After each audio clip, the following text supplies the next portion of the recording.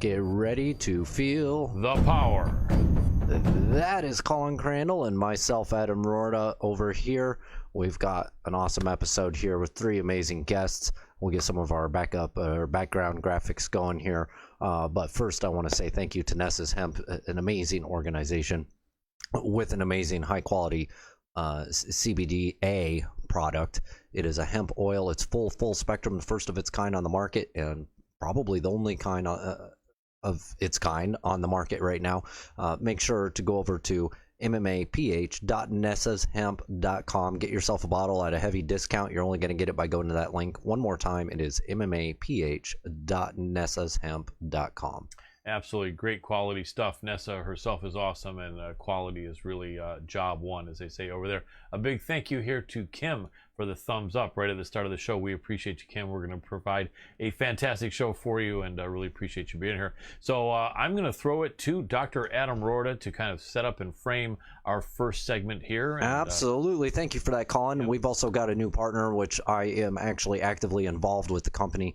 It is LITH Token. Make sure to head on over to lithtoken.io. You'll see the logo and the domain pop up here in a moment. But thanks to LITH Token, we were able to schedule an interview with their partner, which is Vitor Belfort, and he has a big event coming up here on September 11th.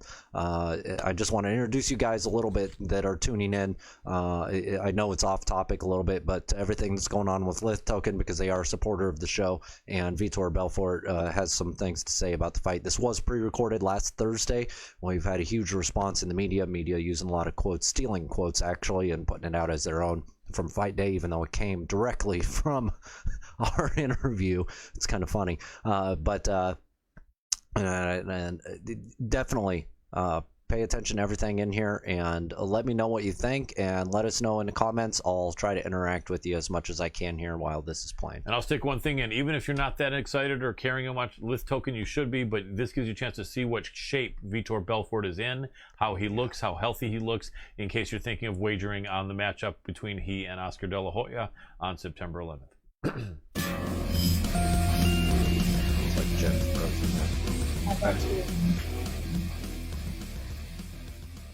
Yeah, Adam's trying to get you in right now. Yep, there he is. You gotta accept. And unmute and unmute it and turn your video on. There you go. Perfect. Awesome, we got you. Got me in. Can you guys hear me okay? Yeah. Oh, let's go. There we go. Fantastic. I see him. Vitor in here yet? Yeah, we've got him. Perfect. You have him? Yep. Hello. We'll make sure it's him. It's going to take a second here. You have Vitor, Adam? Yep. Looks like we do. Hey, Jen Wayne. Perfect. Tiny. What's going on? Hello. I got your look going, Pine. I wore your look today. Love it. It looks like Can you guys see me or no? Yeah. Hey, Vitor. Can you guys see me? I don't know what this technology is crazy. Vitor. Put Joy as a panelist or Joy as attendant? We're getting you as a panelist here. Okay. And it takes a second. Yeah, Joy as a panelist, stay as an attendant. What does she do? They ask me here. Panelist. Okay.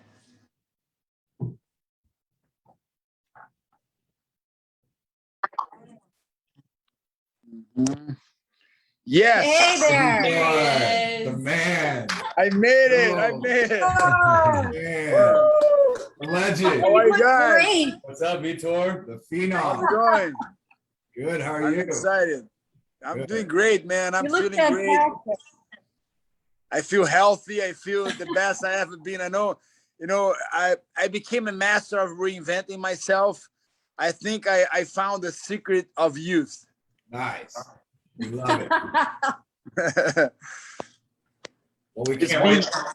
being joyful. We can't wait to see you on September 11th. We think that De La Hoya is going down in round 4, so can't wait to see it. Hey, man, I like that, man. I like that prediction. Well, good deal. So Vitor, my name's Andrew Reimer. I'm the founder of LITH Token. And what we're doing today is we're having an AMA with our community, and then there's some media in here as well. But just wanted to get down to what we're doing here at LITH to preface.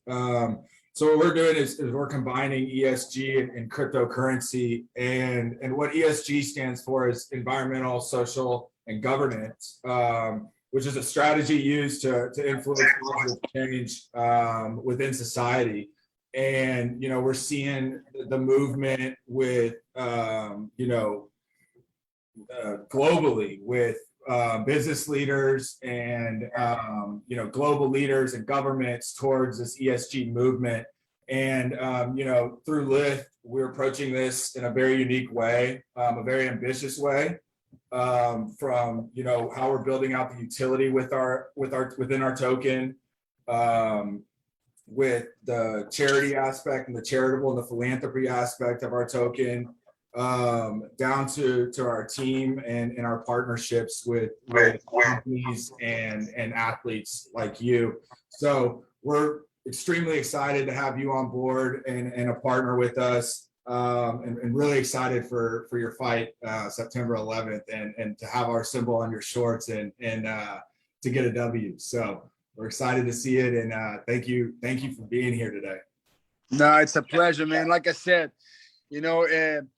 I told my agent I don't want to do nothing that I have to do it. I want to do things that I wanted to do it with a purpose. Right. And I believe that every business that I consume and then I try to be involved, we have to be purposeful, especially in the world of today. If you're not purposeful with something, it's not worth doing at the age that I am, with the things that I accomplish. I want to do things that goes beyond yourself. Right. So, and what you guys represent and what you guys looking forward, it's not just the future, but is what the present need right now. Right, exactly. And we're seeing this movement, this energy transition, and everybody going to batteries and to decarbonize our planet, what everybody wants to do. And so thinking about, we're thinking about clean energy. I was reading another day, and one of the reasons that China doesn't want Tesla there, because whatever Tesla battery is not, doesn't. So the problem is just education of people. What are the business that are really for the future, Right. And if we don't fight this fight for clean energy, that I really believe is, like I said, I tell my kids all the time, I have more energy than my kids. And people said, you're too old, or the world is always trying to put an end in things. But I think fighting for a clean energy is not just for me, it's for my kids, for my grandkids, it's for the future. And that cannot sound better and be involved with this magnificence or where the world is going. Right. But I think we'll be able to educating people. Yeah. What are the companies that really are fighting for this fight? Yeah, exactly. And then that's why we like being aligned with you being from Brazil. That's where a lot of these battery raw materials come from. It's South America. And, lithium is 50% of the world's lithium reserves is in Chile and Argentina. So with the battery demand incoming, all that lithium production is going to increase. And the way they do it now, it's terrible for the environment. It's awful. Terrible. It's hurting the indigenous people. And when what they're doing is they're taking brine water. The lithium is within the brine water in Chile and Argentina, right? And so they're taking brine water and they're drilling a brine water well, bringing it to the surface and letting that brine water evaporate. What's left over is lithium. And it's terrible for the environment. And not only that, but the water table is below the surface. It's messing up the brine water because they're pulling water out with the potable water. So all the indigenous people out there, it's one of the driest places in the world, as you know. And they're having to fight for their water right now. And it's not right because we're going to see this increase. We're going to see this lithium production increase because why? The world wants us to move to batteries. These are all lithium ion batteries. Lithium is one of the main components within these batteries. So we at LITH Token, we want to position for this. We want to help these people, and we want to position for the future and what's to come with this. And we think that we're in a great position. And again, we're excited to have you on board, and you're passionate about it just like we are. So it's great. Hey, I visit the Amazon. I went to visit the Amazon. I went to all the village there's. Right. I did this visit that I went there. We have a lot of missionaries on the field, and I have a lot of connection with them, and even to educating them who they can be involved with. How can we? Because the idea is like we gotta go from the inside out, but also to the outside in, and making people aware what is what and who is who. Because sometimes, these guys they don't know. They're just being affected because they are there. And I mean, creating awareness is great, but what we're gonna do with the awareness and that's education is everything. I agree with you 100%. Yeah, absolutely. Vitor, I was going to say, it's been a number of years, man. It's good to see you again. I ran sales for Dana White for a number of years, and you and I met a long, long time ago. Mike Pine, good to see you, buddy. I remember you. Vitor, first off, so excited about your event coming up on September 11th, and thank you so much for supporting LITH. But one thing I love about you, I'd like to brag about you for a second, and this is what I remember back even to the UFC days, is you're very organic about what you stand behind and what you believe in. And if you're going to put your name against something and stand behind something that represents a cause or mission, you're 100% behind it. And that's the way you train. That's the way you've always fought, man. And I just want to say that we're very lucky to have you on board. Very, very excited to have you with us. So thank you for that. And there's going to be more to come. You guys may have also saw last week, we launched a pretty good campaign, big campaign with Dak Prescott, the quarterback of the Dallas Cowboys, hopped in here. So, I mean, we've got an MMA great with Vitor. We've got the Cowboys now online with Dak, and it's just going to go up from there. But Vitor, good to see you, buddy. Just want to say man, it's amazing. And one thing is important for us people to understand. I have a saying that I always tell my kids: if you're not willing to die for something, you're not living a honorable life. And when I say dying for something, it's not just physical. So today I opened the news and I saw 12 members of U.S. get killed. For me, it's like this: every relationship and every business that you go in, you got to have an exit, a way of exiting out. But you cannot go into a relationship without being purposeful. I'm going in. I'm going to stop step 1, step 2, step 3. Some people, they just go out on the cold. It's always like if you don't warm up properly and you don't cool down properly, you're gonna get hurt some days. That's right. So what we are doing, it's what you guys are doing, and I be able to be participate of this thing. It's like we are warming up, but also it's there has no end on this. Right. So whoever comes in, whoever start becoming a partner or a consumer of this. So they are doing something for a better future. Mm-hmm. And I see that a lot of business, they're not care about the future. They just care about how can I be profitable and just walk away. And that's what's happened.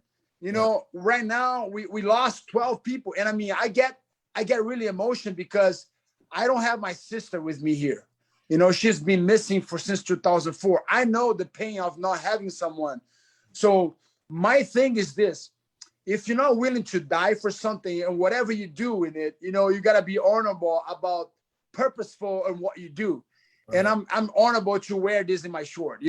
I say it to you because we know back long time ago. Yeah. I'm a passionate man and I love to do what I love. So because I come back home and say, guess what? Like, I have a stud quarterback son here. He's going to be pick number 1, David. He's the number 1 quarterback in the nation. Right. When I told him, I said, "Hey, son, I think I'm going to do something. I'm going to do something. And one of your favorite quarterbacks is going to be involved." And he loves that Prescott. I say, "Dad, are you kidding me?" And so he's excited. I said, and because what I like about Prescott, he's a quarterback that is a fighter. He looks for a touchdown. He's not like he loves to throw that ball, and he looks to win, and he's a great leader. So just to be able to know that he's involved, and he's a guy who's involved. He's in a lot of things that, represent, with the loss of his brother and things like that. I have a lot of respect for him as well as a competitor, but also as a person with being purposeful in what he does. Right. Totally. Well, Adam, we want to kick it back over to you, buddy, for some Q&A or maybe some more background. What's the best move next? Well, I was going to give any MMA journalist an opportunity to ask a question about Vitor's upcoming fight here. And if anybody's out there right now, I see a couple press change to their outlet name. Please do the same. For MMA media, I want to give you guys the opportunity to ask a couple questions. And then I will hand it over to anybody else. Okay, we do actually have somebody here with the press, so Raise your hand. yep, he just answered a question. So Conan Altaitis of Conan Daily, go ahead and ask your question. Raise your hand.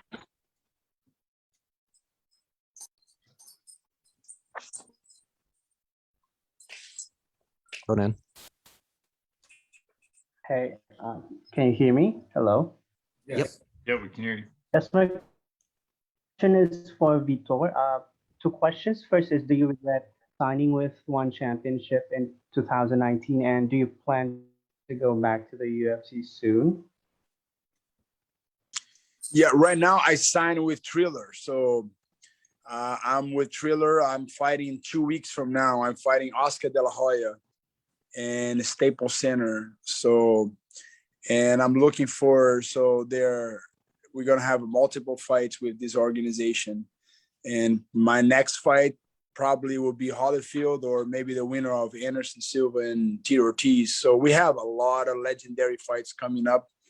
So Vitor Belfort just rebirthed again. So I'm excited because I'm not just, feel like I'm young, but I mean, the new 40s are the new 20s. And if you understand how to use and be, using clean energy, and that's what it is. You start with your thought process. So I have totally clean energy in my mind, and I'm excited for it, man, for this new endeavor. Thank you. That is awesome. All right. Any other MMA media or media with any questions for Vitor? Go ahead and raise your hand if you have any. Vitor, I am with the team, LITH Token team. I'm also with MMA Power Hour. Would love to have you on personally sometime.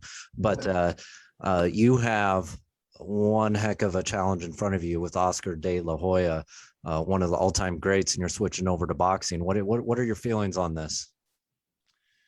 First of all, I feel like I have all the tools that I need.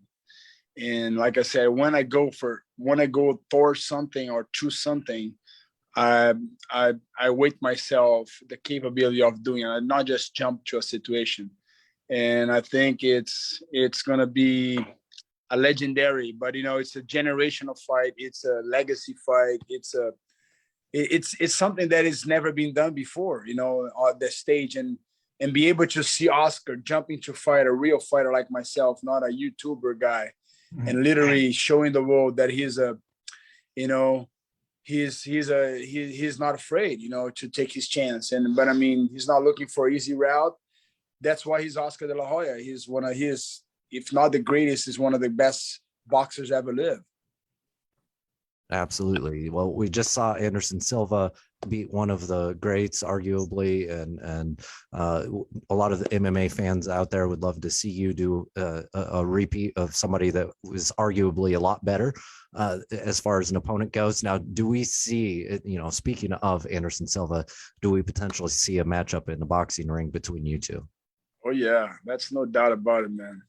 He can run, but he cannot hide. Well, you guys are both on the same card here. Yeah, are you going to be cheering for him, or are you going to be sitting back? Of course. I love both guys, man. Tito is a great guy. He's a guy who's literally pioneer of the sport. So Anderson as well. So it's good to see two legends, co-main event. It's like I said, it's an honor for me to have this co-main event in my event. So I'm very glad, because you got to understand that history, it teaches a lot. History teaches you a lot to respect and to recognize greatness. And I think it's going to be a legendary co-main event and a legendary main event. It's the merge, man. It's about to happen. It's the beginning of an era. I think that's how you can see. It's like, it's a clean energy, it's a clean environment, but also it's a clean way to literally clean the sport. Bringing what the fans want, not what the event is. Almost like a control. I feel like right now we are a puppet of either CNN or Fox or whatever network you watch. And in sport is what makes it clean. Sport is what makes okay, now we can really get the reality of it. That's why I love football. Football is like, Cowboys versus, Buccaneers. It's a game, and you get what you see. But in the news, you sometimes you're looking at news, but it's a fake news and you believe it's true. So nothing more truthful and more clean than sport. A great competition. Excellent. And we have a question here from Conan again. We just heard from him. He has a question. What do you want your fans to understand about the LITH token that we are putting out? You kind of touched on it earlier, but any additional insights would be appreciated. So right now, that's something that is very important. First is the education process. Understanding that, we are coin that comes to educate you, what is clean energy and how you consume and how you can consume something, but also make a better world for not just for you, but for your loving ones. And I think I always tell my kids, when you drive in America, why we have so many junk foods and why we have so many stock, why people consume Starbucks, why people consume, all these chains. And my son understand now is because they don't have a clean mind, and they got in a rush. They got to stop. They spend more money. They die. They see things, but they cannot change. It's a habit. Mm-hmm. So we are habit human beings that we're going to that rat race, and we are not learning the process. So be able to participate and understand and teaching people that this digital currency is like changing not just the way you consume, but the way you prepare for a better tomorrow. And I think that's what we live for. We want tomorrow to be brighter and better, but we are really having clean thought. We are really having great energy, and understand that whatever you related to it, that you're doing something better for tomorrow. So this is what I'm dying for. This is what I'm willing to live for. And that's it. And I'm excited for it. Awesome. So Vitor, I'm going to hop over here to all the press members that may be in here. Go ahead and sneak your questions in. I'm going to start taking some questions from those of you who are not press and fans of both LITH Token and our amazing fighter here, Vitor. Go ahead and answer this one for looks like Sam. He's asking when you're coming to the UK next for an event. He wants to see you fighting there. He's throwing out the idea of LITH Token shorts. Hopefully we can be working with you on a UK event as well. And I'm excited. I hope Triller will be hitting up to UK for sure. Okay. So as a member of the MMA press, I have to just really ask you this, and you don't have to disclose if you don't want to. Do you have quite a few fights lined up with Triller specifically right now? Are we looking at 4 or 5 on contract, or what are we looking at? We're looking for a great number, and I'm excited for it because it's they're cross, they'll be able to cross promoting, they're open up already.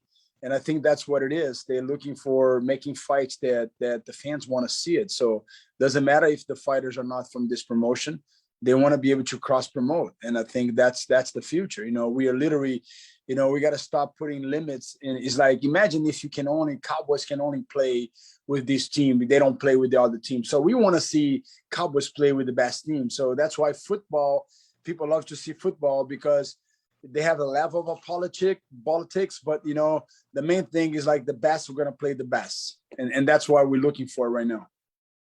Definitely. And now we have another one from BG. You know, I want to know the answer to this one personally, as well, as I'm starting to age. You were talking about how you felt you had discovered the secret to staying young here. Let's hear about it. What is it? Are we talking stem cell, or are we talking what kind of youth, or how am I going to go by my eternal youth? So it's very easy. Okay, write it down. You got to do 3 things. Number 1, you got to do little a lot, not a lot little. So you got to do a lot of little things a lot. First thing you have to do when you wake up, first thing you do, you check your thoughts, your thought parent, you know. So the pattern of your thought is very important. Is how you feel. You got to tell yourself how you feel.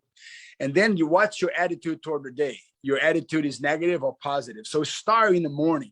However you start your day, it's how you dictate your whole day. And I mean, let's say when I wake up, I check myself, and I mean, on the check, I start seeing some patterns and I don't agree. So right there, I readjust and I perceive my day much better. And choosing what I eat, choosing what I drink, but most important, choose what you think. And that's, you become clean energy. You start with your mind. Whatever you believe it is, whatever you believe it is. If you think you can or you can't, both guys are right. So you just got to pick a side. After that, you have to do this every day. So every day, that's why a lot of people don't endure, because they're looking for something that can inject. They're looking for something that can put in IV. They're looking for a bone marrow. Oh, no, it's your thought. You can become young right now if you want, but it's all about your thinking. If you take your, you know, that's why I don't believe so much. You see all this crap, Hollywood people, they look pretty 1 month, next month they look horrible. And I say, it was a makeup, was this? It's because they're looking for a quick fix.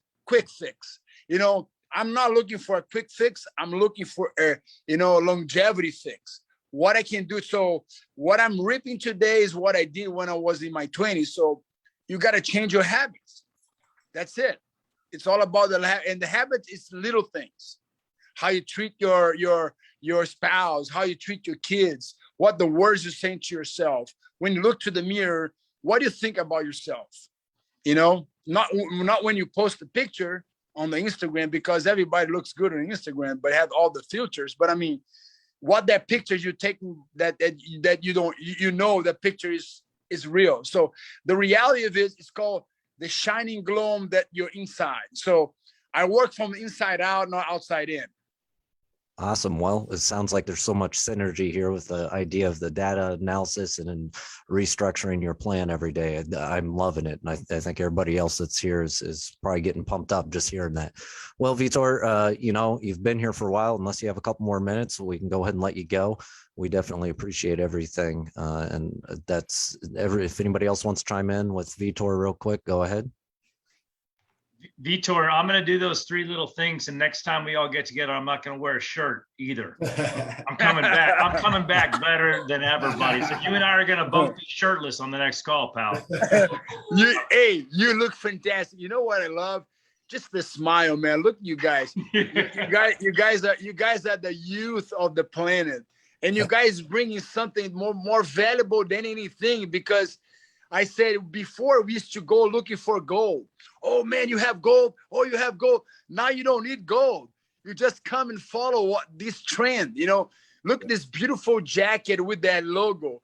So right now you can represent something that not just good for you, but good for those they need, those the environment, those that live away from you. So like I tell my kid, that kid that right now, you know that kid, you know why he's so chubby at the early age? Look, the mother. So it's always the pattern.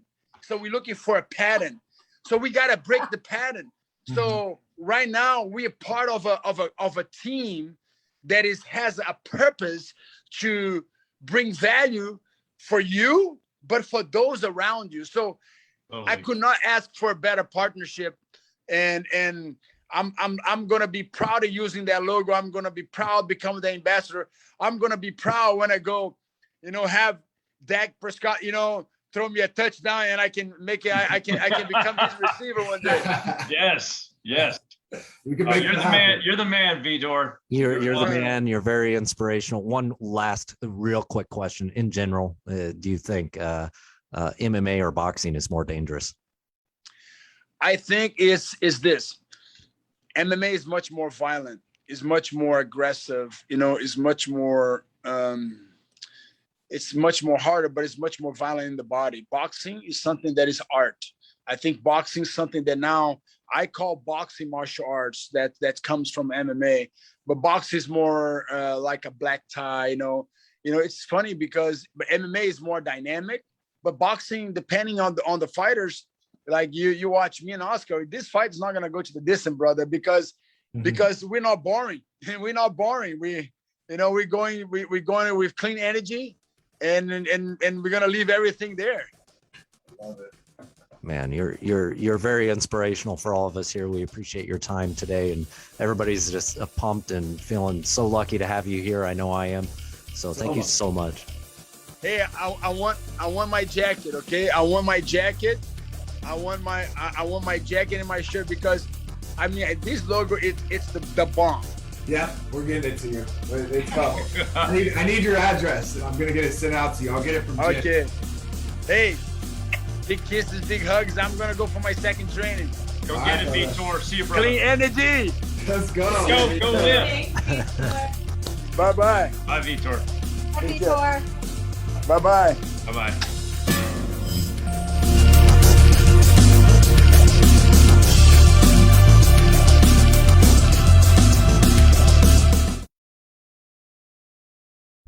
And that was LITH Token with Victor Gracie is what I'm going to call him. I remember back in the day, right? Up until 96, they were saying he was Victor Gracie. Jeff Blatnick, may he rest in peace, right? Absolutely. May he rest in peace. But there's some amazing things going on with LITH Token over there. Check it out, lithtoken.io. And Vitor Belfort with his fight coming up. Let us know in the comments who you think's going to take the Oscar De La Hoya versus Vitor Belfort fight happening on September 11th. It's at Staples Center, isn't it? I believe it is. It's going to be a really interesting matchup. You got Vitor Belfort, 44 years old, who actually did fight up until about 3 years ago, although he was losing mostly. But remember, he was fighting against the best of the best in the UFC. And, but still fighting only 3 or 4 years ago. And he's just 44.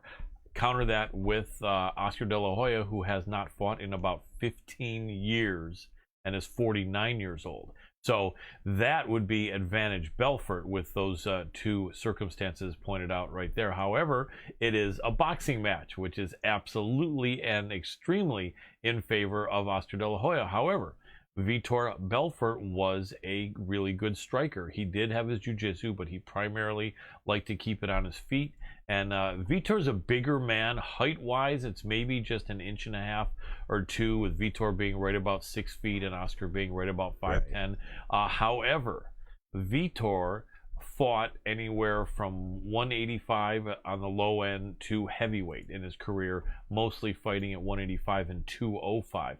Oscar De La Hoya fought between 140 and 160 in his career, and so naturally a much smaller framed man. The difference is, as years have gone by, Oscar's gotten thicker and bigger, and so I think this is a 190 limit, and that fits in perfect for Belfort. He's going to have to cut weight. I would imagine the man is walking around, from the way he looks now, at around 205, 210, give or take, and he'll come in at 190, and then rehydrate back up to well over 200.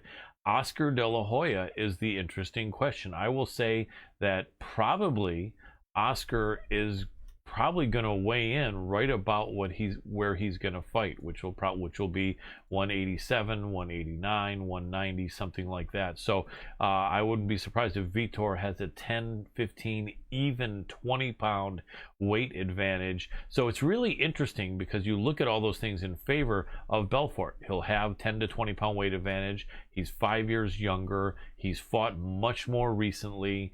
and that's all in his favor. Flip side, it is Oscar's sport. The squared circle. It is Oscar's sport, and you look at the odds, and they've got Oscar about 2-1. Right. And what do you think? Does that make sense to you? No, it doesn't at all. I honestly would. I'm going in on this one, and I'm going to go heavy. I think Vitor is going to walk away with the win, and I think he's going to be in everybody's mouths for a while. This is an interesting card as far as boxing cards go, also because of Anderson Silva and Tito Ortiz going at it.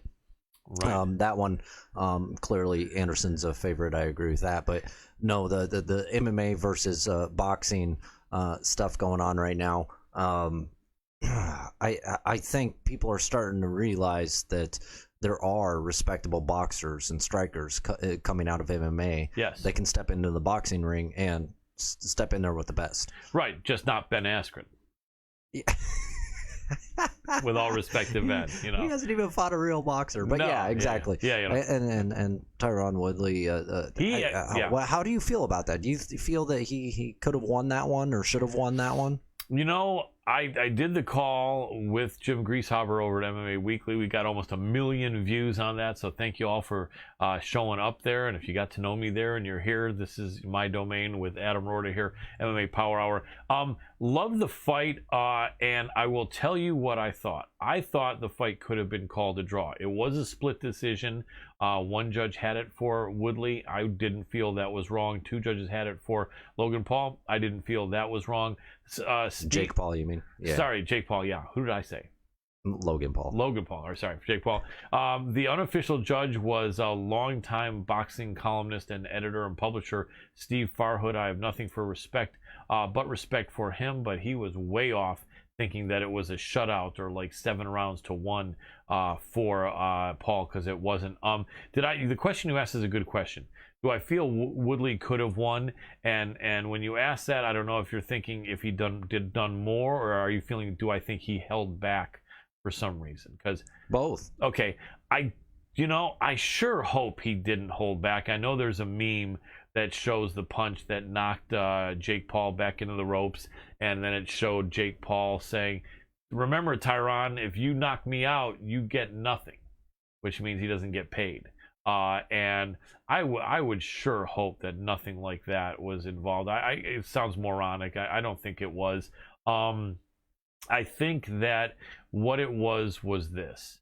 Tyron Woodley knew that he's up against a guy 15 years younger than him. He's up against a guy who has way less damage on him. Guy's taller. The reach was similar, but the guy's taller, longer. And Tyron knows that his chin has been checked the last few years and come up wanting. And so I feel like Tyron really didn't want to get knocked out by this kid. He did not want to be slept by Jake Paul. Right. And I think that he was cautious enough to make sure that didn't happen. But by being that cautious enough to make sure that he didn't get caught and slept and embarrassed, I think it stopped him from doing enough to win the fight. If he just would have said, you know what, I can take this kid's punches, the kid's quick, but I can take it.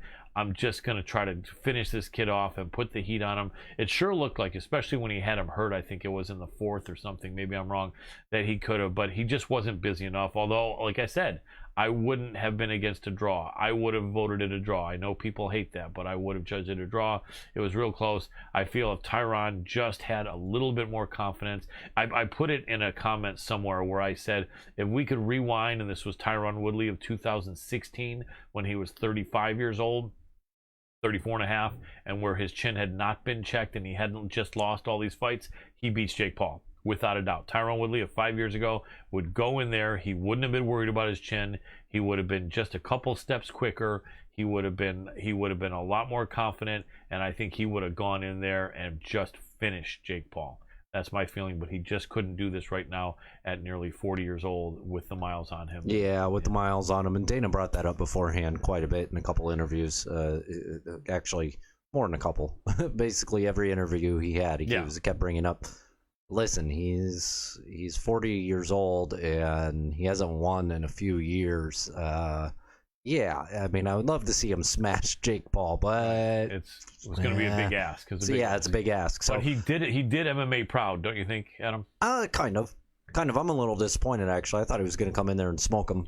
Yeah, I know. We hope that. But well, I'll say this: he didn't embarrass himself. He went out there, didn't do quite enough as far as the judges feel, but he definitely put some fear into Jake Paul. And do you see what Jake Paul changed his status to? I think the next day on Facebook or all over social media, watching. he changed his status to retired boxer. Ah. I know it could very well be bullshit because that's what these guys. Of course are about. it is. Of course it is. But I will say that I will say this though, I do think Jake Paul did get a scare on a couple of occasions from Tyron, and I think he may not have been that happy with how he reacted. He reacted pretty well, but I think in reality, when Tyron hurt him and backed off, which is what a lot of people are wondering and saying, who say it's fixed and the fight was thrown. And I just think Tyron didn't, he knew that he hadn't hurt him that bad and he didn't want to get caught coming in. Yeah, but Colin, listen, you got to understand straightforward. Him posting that retired boxer is kind of a joke. Look at retired boxer Oscar De La Hoya coming out to box here. You're retired until you're not. Yeah, you're retired until you're not, and Mayweather doing the same thing. Whatever, it's kind of an inside joke. 100% guarantee it. Yeah. Now, Colin, let's not spend too much time on these influencer YouTuber boxers because as much fun as it is to talk about them and entertaining as they are, it is entertainment. Sure. Can I just get your opinion real quick before we jump to the next thing? You, I know, were pretty respectful and had some faith in Jake Paul's ability and potential. Has your mind changed a little bit? No, not at all. Actually, okay. I think he has potential to actually be a top 10 boxer. A lot of people disagree with me on that.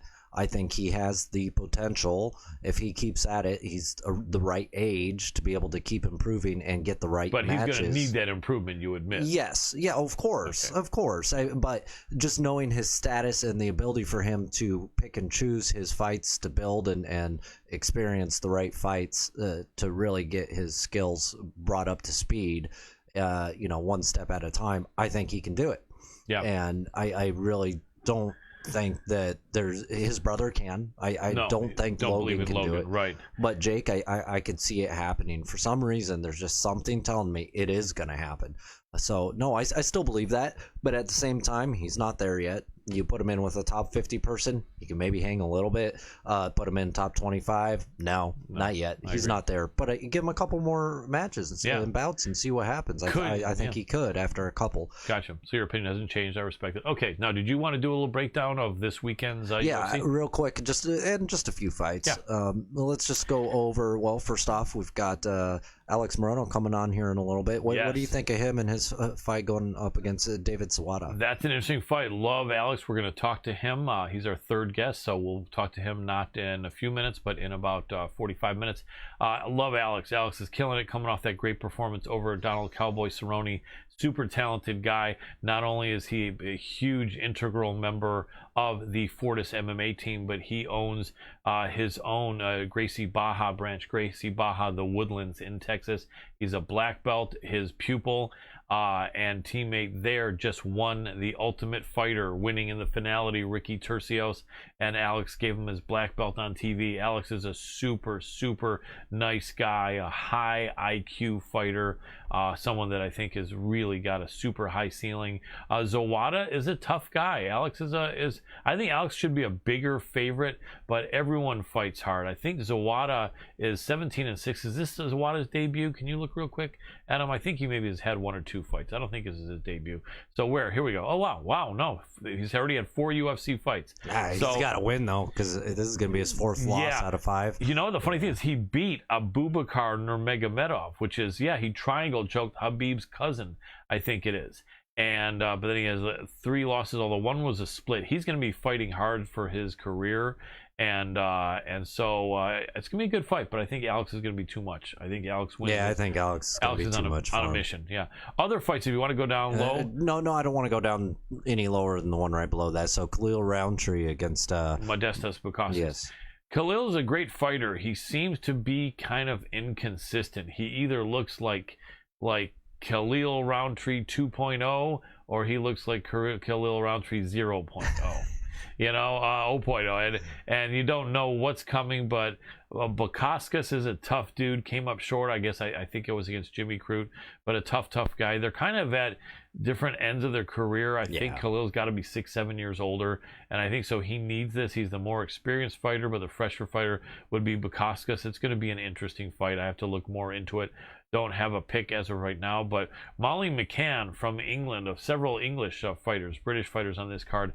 Molly is one, Jack Shore is the other, Tom Aspinall is the other. That's going to be a really interesting fight. Click on both of those guys real quick. Aspinall is the Brit.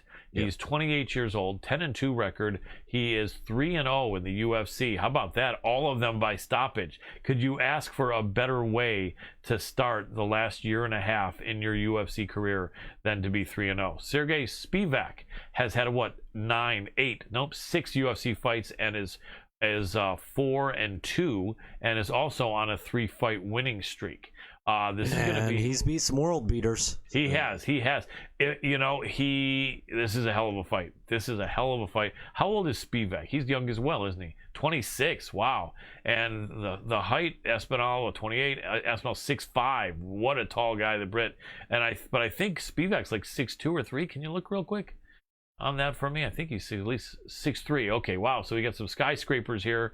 Both very big men. This is a good fight. This is going to be a great fight to watch, especially for the striking fans. Without a doubt, it's going to be super exciting. And is that the co-main, or is there one right above that? No, they're the co-main. Yeah. And then Derek Brunson and Darren Till.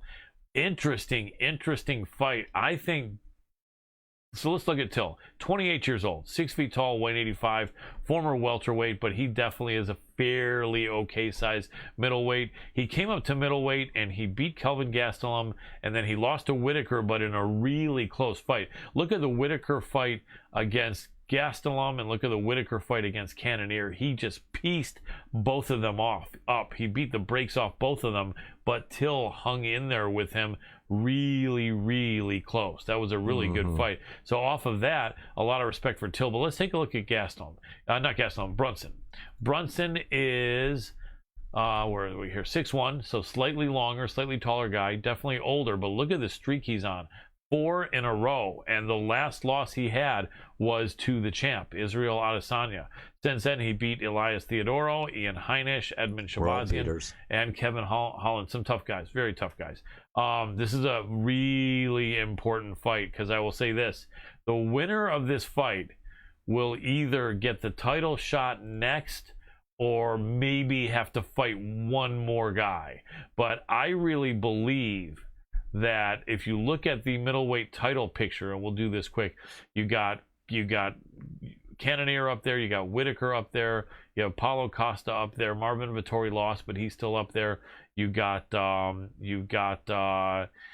Till, Derek Brunson, and then who just beat Gastelum? It was Cannonier, yeah. So I really think that if Izzy gives this next fight to the Reaper, Whitaker, it really should be, in my opinion, and I think many people's opinion, it should be the winner of Brunson and Till that fights for this. Oh, absolutely. Yeah. I'm going to have to agree with that. And in this one, who do you have? Give me your reason why.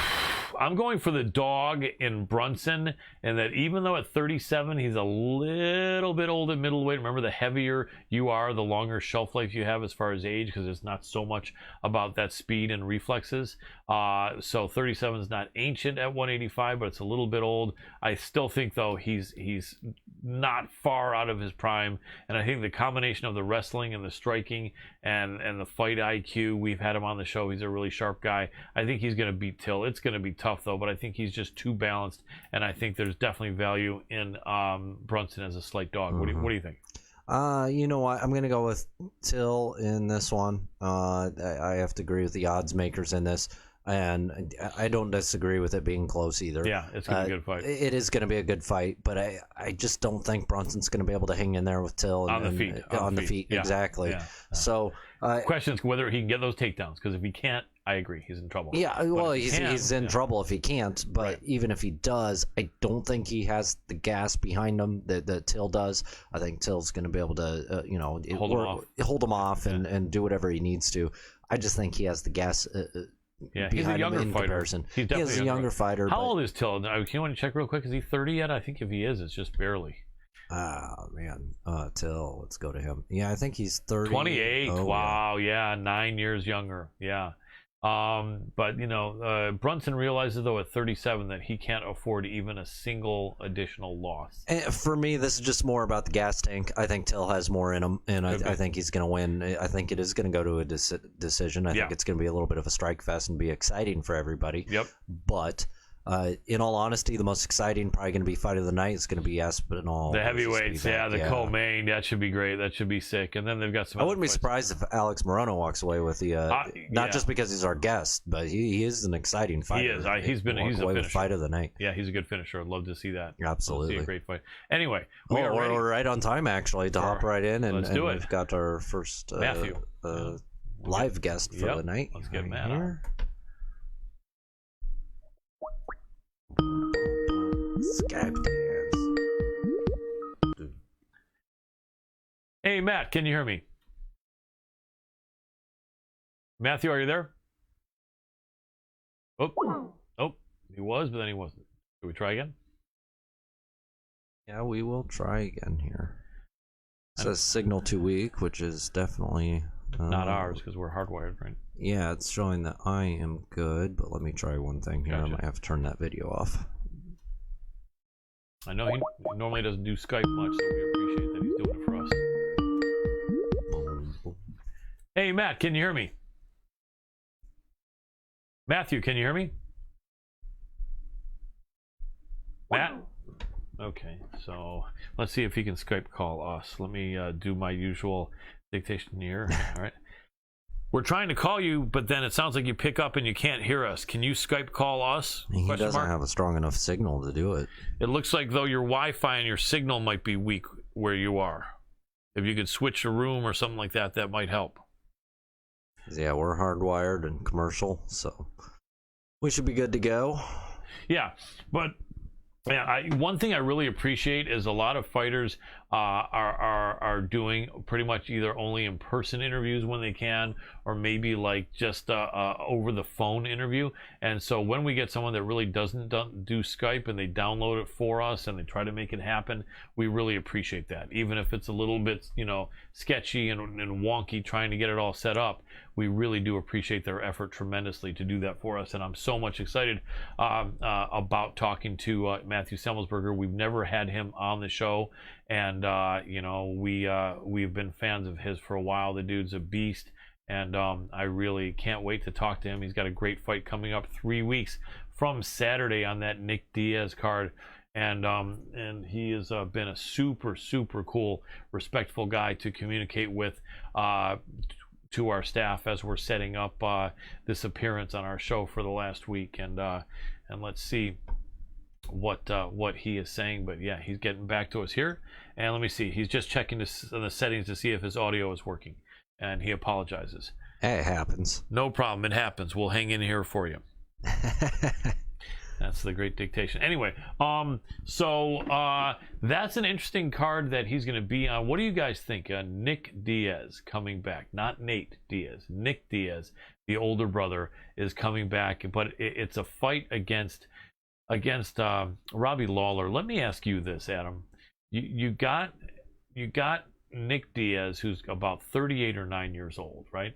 He hasn't fought in about 4 years, and he's only fought about 3 times in the last 8 years, right? Mhm. Obviously, you don't bring him back against like a 28 or 30-year-old top 10 fighter. That we know.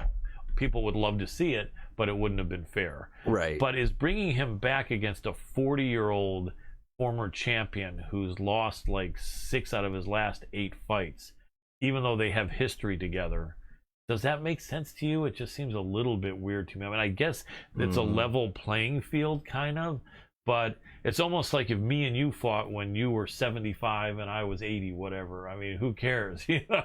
I don't mean to say who cares. Big respect for them, but I don't know. I'm curious to see what you guys feel I will say this, probably if it's a close fight and they both look pretty good, then they both continue on in the UFC. If one of them smashes the other one completely, then the other one probably is not going to be invited to compete anymore in the UFC. So it may be a loser go home fight. I mean, Robbie is such a tough guy, but there's so much miles on him. One thing that I think some people don't understand, and maybe they do, I'm not trying to talk down to a lot of people that are really knowledgeable MMA people, but I think you guys know I'm a respectful dude, and I'm talking to some people that are more new fans or that haven't trained or fought themselves. And that is that despite the fact that some of these fighters are only fighting 2 times a year or 3 times a year, the training in the gym, even if they're not going like 100% berserker mode, it's still really rough. And so all the hours of training, wrestling, jiu-jitsu, striking, year after year after year, puts a lot of miles on your joints and your body, Right. and your neck and your back. And I mean, that's one thing I started to realize, that, you know, as I was training, you know, well into my high 40s, let's say, you know, it's hard, and I know that people love to have you there. Your younger brothers love to have you there training, Right. Because it encourages them. They're like, hey, this guy's my dad's age and he's still out here. But then, you know, you look at interviews with some older jiu-jitsu guys and older fighters, and they're having multiple surgeries. Their cartilage is just completely dust. You know, their joints are just completely damaged, and they're 45 or 50 years old and on schedule to have like 3 or 4 or 5 surgeries. And, you know, that's where your body is saying, no, I'm not doing this anymore. I'm not playing this anymore. And if you force me to play this anymore, you're going to be possibly in a wheelchair. You know, and it's tough. It's no fun to get old, but It's no fun to get old. I'm finally getting to the point where I can call myself old, and yeah, I can tell you that it's just horrid trying to get out there and rejuvenate the joints and the bones and the muscles. There's so many elements. Everything does deteriorate over time. Exactly. And so with Robbie Lawler, he's a great warrior, a great champion, but he really has been diminished and compromised, and Nick Diaz, who knows what he has, but you know what? Big respect to both guys. They're both, of course, absolute warriors, and it's an interesting matchup. Excuse me, and maybe the interesting winner. matchup. I have no issue. Listen, I think fighters, let them go out on whatever mountain they want to die on. Yep. If they want to fight till they're 75, 85, I say let them die on the hill, on the mountain that they're choosing. Yeah. That's really how I feel about it. Yeah, it's understood. And not only that, but I'll tell you, the winner of that fight, I mean, you never know, Adam. There's been a lot of people that say they'd love to see the senior league. They'd love to see guys that are about 40 or over be able to take one fight with someone their I don't age. think that would be exciting. I don't think so. Honestly, either. I don't think that's what these guys are wanting to do. I mean, even watching Chavez Sr.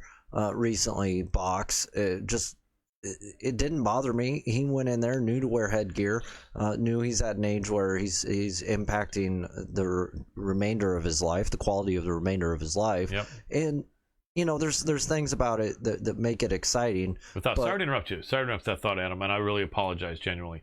But Matthew was saying, can we try him one more time now? And see yeah, we'll try him right now. Appreciate it.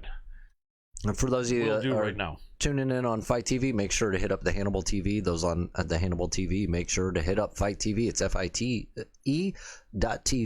You can just hit us in the search bar there, MMA Power Hour. Yes, we appreciate it. All right. Hey, Matthew, are you there? Matthew, can you hear me? Matthew. Saying his connection's too weak. Yeah. So what he said was that if it doesn't work, we can reschedule it, and he can do it from a different house on his laptop. Right now, he's at a hotel near his gym, and he's having to do it. Hotels are always the worst with that. Yeah, let me see what he's saying right now. But yeah, man. Yeah, I know. We really wanted to have Matthew, and he really wants to be on. He really does. I mean, I know once in a while if a fighter doesn't show up, we never disrespect the fighter, but if a fighter completely blows us off once in a while, we have to say, hey, this guy promised to be here. But then in this case, it's the exact opposite. He's doing everything he can. It's a first time on Skype, and he's not having good reception. So absolutely it's reception. It's showing me a weak signal here. So yeah, no anger at all to Matthew Semelsberger. He's trying to write something back. I'll just tell him, yeah, we tried you again and it picks up and hangs up, period. My producer says it's showing that your signal is really weak. So yeah, if you could come on at this time next week, we'd be very happy to have you. Question mark.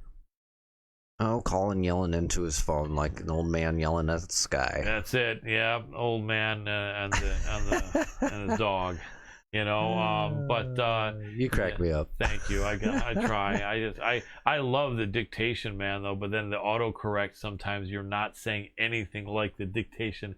You know, and you have to check. That's a tip you guys probably know, is that if you dictate more than just a couple words, if you're just saying, hey, I'm almost at your place, then how bad can you screw that up? But if you're trying to dictate like 20 or 30 words, you really want to check to see before you hit send that the autocorrect didn't make your message something it always does make it completely different, and that's the funny thing. Yeah. So Matthew Semelsberger says the Wi-Fi has been really trashed there.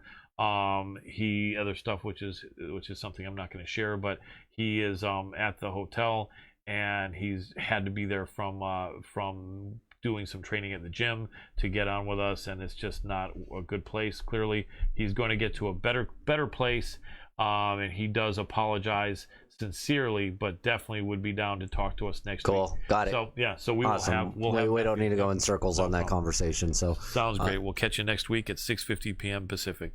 No problem. I really appreciate you! Exclamation point. Perfect. Okay, so want to get back to the breakdown? Let's get back to the breakdown. Well, we've got on that card. You know what? Let's go to it. Yeah. Okay. Or you want to go? Or you want to? Okay. So, and then we can go to the next card. We can go to the next card after. Okay. So. Well, this is the same card still. But... Okay. So going down, Jonathan Martinez is a tough guy. Click on Jonathan Martinez. I know that name. Oh, of course you do. There are so many good Latino fighters that sometimes I'm confusing, but okay. So Jonathan Martinez. There we go. Wow. 6 UFC fights. And he is 7 UFC fights, and he is 4-3. So in his last few fights, he did beat Frankie Saenz, he beat Thomas Alameda, and then he did get caught by Davey Grant, who's actually been looking really, really good lately. And that was just a few months ago. He's a talented guy. You know he's going to be coming back fighting hard. Go up a little bit so you see. Split lost Andre Ewell too. More info. So. Yeah, split loss. That was close. Let's go up. So he is a young fighter, 27 years old, out of Factory X. I knew he was training at a really good school. He's going to be coming back really hard with a vengeance after getting caught by Davey Grant. Then his opponent, Marcelo Pitbull Rojo, 33 years old, and is he a debuter? No, he's in his second UFC fight. His first fight, they matched him up really hard. They essentially threw him to the wolves in his first fight. The Argentinian, they threw him to the wolves and had him fight Charles Air Jourdain, and Jourdain caught him. He's a beast. There's no shame in that. So he's going to be fighting hard as well because he doesn't want to be 0-2. Both guys coming off a loss. A lot of times that ends up being an exciting fight because both guys are going to fight really hard. For a 33-year-old to only have got his UFC debut a few months ago, I like to see that because they don't frequently do that. Mick Maynard and Sean Shelby like to give guys in their 20s their chance more than guys in their 30s, unless somehow you've been like a champion in another league and like that. So, but the onus is on Rojo at 33 to really get on the winning streak. I mean, he is coming out of Combate Americas. Yeah, Combate, yeah, which you know, they've got some credibility, and he's done some winning there. But it's a lot of guys that have not fought in the UFC. Once in a while, it's a guy that has fought in the UFC and then goes back down to fight in combates, but not usually. But, you know, still he's a tough guy. I think Martinez wins this, but they're both going to fight really hard. Let's go to the next fight on that card. That's interesting for me to make a mental note to look out for that fight. I just don't know too much about Lungiambula or Mark. Well, let's get in Air Charles. Jourdain, Charles Jourdain, just previously mentioned against Julian Erosa. So let's go. Oof. Air Jourdain, 25 years old. 5'9", 145, Canadian, coming off a win over Marcelo Rojo. He had a draw against Josh Kulabau, a split draw. He had a close split loss against Andre Touchy-Feely. He beat Do Hoo Choi. He lost to Desmond Green. So he could be 4-1 in the UFC, but he isn't. He's going to be fighting really hard. He's the probably more talented fighter. Juicy J, though, Julian Erosa, what is he, like 30-something now, though? He is 32 years old, still not old. He had a good 3-fight win streak there, beating Sean Woodson and Nate Landwehr, stopping both of them. I was going for, I thought Nate was going to take that everyone one. did. Nate was a favorite in that fight. But then he did get caught himself against Seung Woo Choi, who's a very tough guy. And it illustrates the point that sometimes you are the hammer and at other times you are indeed the nail. And so that's what happened to Juicy J, Julian Erosa. He wants to get back to being the hammer, I'm sure. Tough spot to pick to do that against Charles Air Jourdain. But it's going to be a good fight. You never know. I'm sure Jourdain is favored there. But sometimes at 25, some of these fighters aren't the most mature. A lot of people, I think, love to see the young fighters do well. I remember when I was young, really young, I used to always cheer for guys that were 19 or 21 that were fighting, or 23 or whatever. But a lot of times these guys aren't quite where they need to be maturity-wise. We'll see, though. Charles Air Jourdain. Who do you have on that one? I gotta go Jourdain. I need to study it a little bit more, but I'd love to see Juicy J do well, and I know he is definitely the experienced, crafty veteran of the two. Jack Shore, the Brit, against Ludovic Sholinian, and huge favorite Jack Shore. That looks like it's by all accounts, the odds makers feel that's a crush fight. The Brit, 14-0, and he is 3-0 in the UFC. Wow. 3-0 in the UFC, 2 stoppages. However, he did just barely get by Hunter Azure in his last fight. Was he also undefeated as an amateur, Adam? Can you go down? I think he was something like also Yep, undefeated. Wow, he was like 10-0 as an amateur. And he's 14-0 as a pro. Double tough, dude. Let's see who's going. The guy's going up against his 9-1 from the Ukraine, and he's on a good win streak. He's on a 4-fight win streak and 9-1 record. And but we're biggest LFA, organization, Bellator, LFA. There's some LFA above. Gladiator Challenge is all right. LXF, I don't know.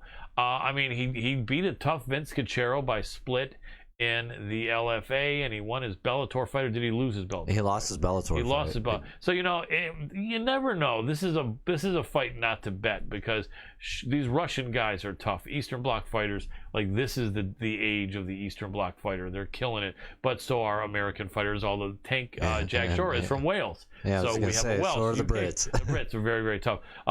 I'd probably stay off this fight because I don't want to lay those big odds against a guy that people just don't know how good he is. Speaking of that area, let's skip over this other one. You kind of touched on it. But speaking of Brits, and just over the pond right there is a pretty popular guy, Paddy Pimblett. Yes, I was just looking up the great Paddy Pimblett, and was curious to see what you thought. A lot of hype behind him. Also, I believe an undefeated fighter. Let's click on him. He looks like a skinny, small Jake and Logan Paul.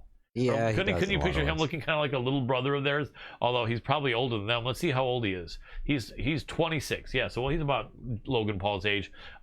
He's not undefeated. He does have a few losses, 16-3. But guess what? This is his debut. This is asking the question. He's been over there killing it at Cage Warriors in England, and a lot of fights in Cage Warriors, a ton of them. And coming in with 19 fights as just a 26-year-old is pretty good. That's a little bit more fights than many guys are coming in with nowadays, when you see some guys coming into the UFC with 6 fights or 8 or 10 fights. The man he's going up against is the Italian stallion Luigi Vendramini. I think Luigi's like 500 in the UFC, isn't he?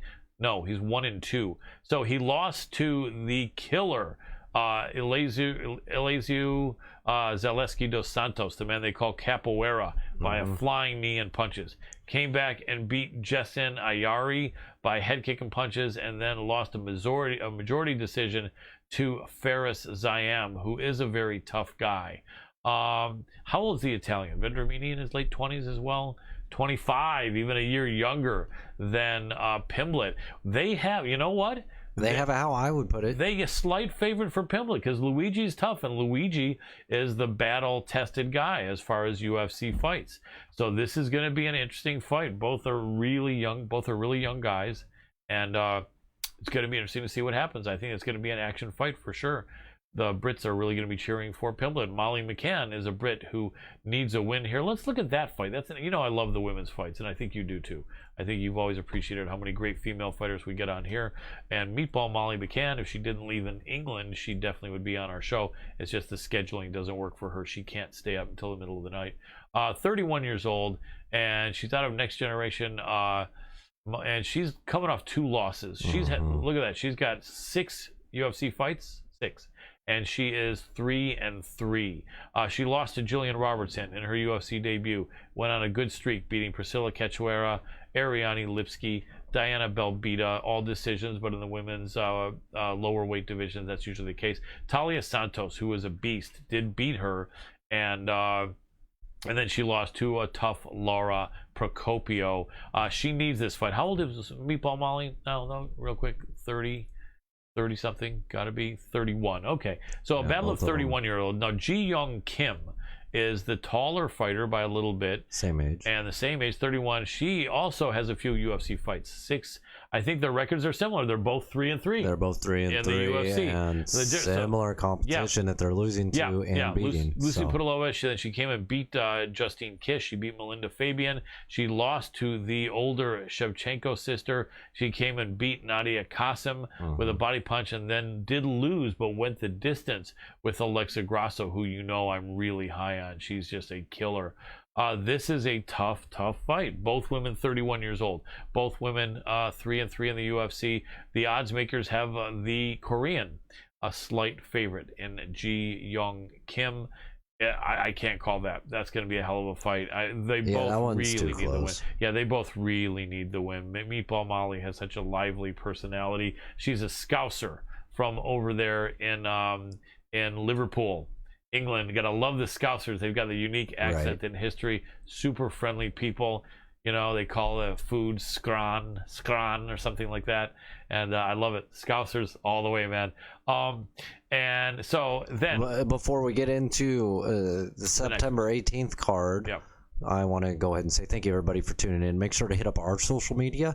It's just going across the screen all the time. Hit up our website as well. It's MMAPowerHour.com, and all of the social media, it's at MMA Power Hour. Go ahead and give us likes, comments, and shares. We appreciate all the love that you guys can give us. We do interact as much as we can from our personal pages and accounts. And you know what? Colin and I are always appreciative of everything that you guys do. You guys are absolutely amazing. We are. We really appreciate you. I'm recovering from a back and neck injury, so sorry for being so squirmy today. It's just my neck is in agony. I just got a new pillow that arrived today from Amazon Prime, and I'm hoping that will maybe help, and then I'm going to get back to my workouts, and you know, no fun being injured, but I know a lot of people are dealing with a lot, so I want to shout out a lot of love for people that are injured or ill or having relatives that are. I have a close relative that is, and you know, God bless you all. Hope that that you heal and get better, or your relative heals and gets better, and we really care, and a big love and respect to you guys that are all blessings to everyone right now. Absolutely, we all could use it, and thank you for being here with us. It means a lot. Yeah, we've got 15 minutes. So Ji Young Kim, and that's gonna be a tough fight. Koreans are such tough fighters, really real true warriors. Love my Korean friends, and just amazing martial artists. And then you want to go to that next card? Yep. Okay. All right. Next card. It was the headline. It's going to be a couple weeks later. So it looks like there will be a week with no fights on September 11th, I guess. And so September 18th, the main event being, real quick, Anthony Lionheart Smith against Ryan Spann. That'll be an exciting one. Let's cover that in a second. Let's go over a couple going down. Items. Okay. A guest on our show, Tony Gravely,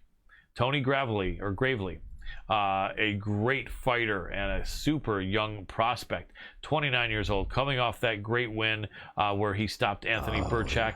He is now 2-1 in the UFC, and has a high ceiling. I feel really, really good athlete. Joseph Nathan Maness is a warrior, though, man.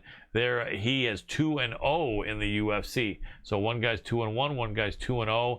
Maness is just a tough dude. 13-1. Look at all those fights though for the 29-year-old. 27 fights for Tony Gravely, and I like him. I got him. Maness is I got him on this one as well. I wonder what the odds are. Gravely slight favorite, maybe? Yep. Yes. Yep. So I think that's valid. Almost 2-1. Yeah, Maness is a beast, but I think Gravely wins that one. It's going to be a real good fight.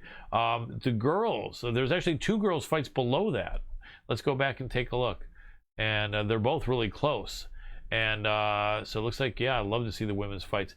Ariane Lipsky, beautiful Talked woman. about her. Yeah, against Mandy Bohm, who's making her pro debut.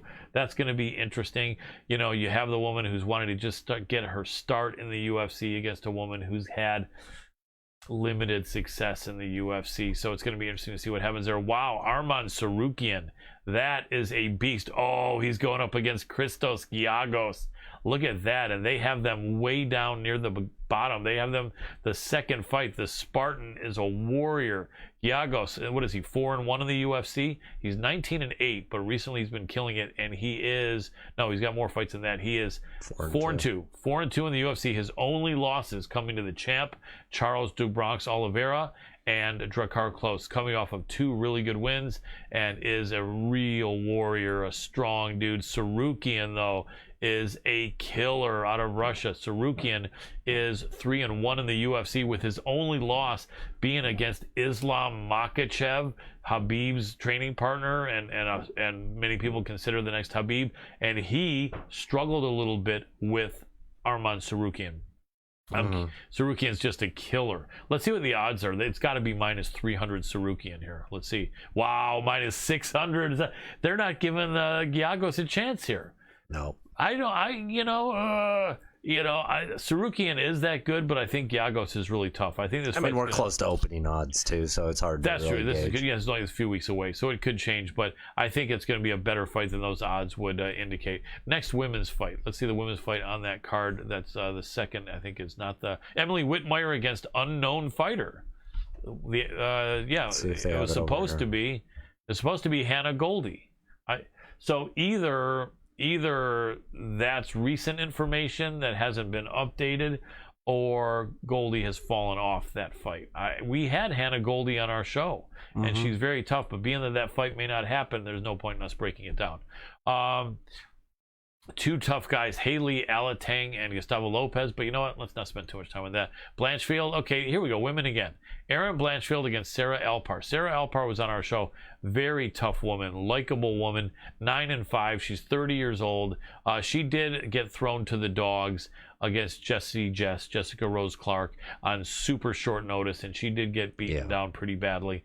But this is going to be a little bit of an easier fight against Erin Blanchfield. Blanchfield is 22-year-old Henzo Gracie student, 6-1, but she's making her UFC debut. Yeah, coming out of Invicta, 2-1, actually 2-2, 3-1, 4-1, 4-1 in Invicta, and a 6-1 overall record. Erin Blanchfield is tough.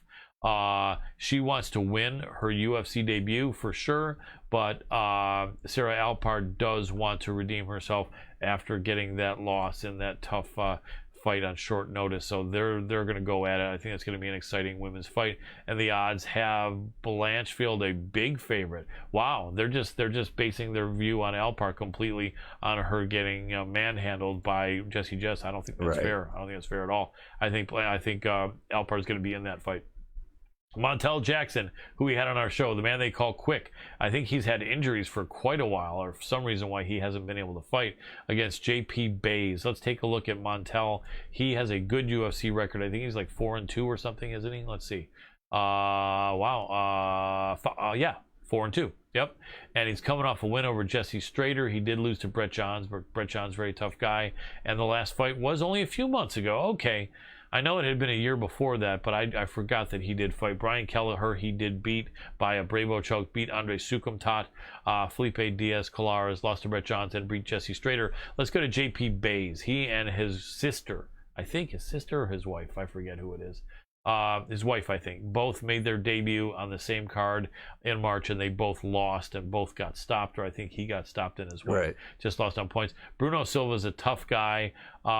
This is a big ask. They're not doing any favors to JP Bays right here. Coming off being stopped, they're like, oh, great, you want a second UFC fight? Let me see who we have available. Montel Jackson, how about? Sorry for you. The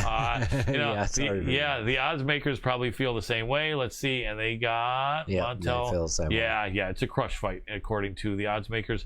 But JP Buys is going to be fighting hard. No one wants to start their UFC career 0-2, but it's going to be a real big ask for JP Bays. Huge ask. That X Factor, always be careful. I'm not going to bet on that one. No money. To be sorry, made. Montel. I think you're going to win, but the X Factor. Yeah, without a doubt. Dakota Bush against Zhu Rong.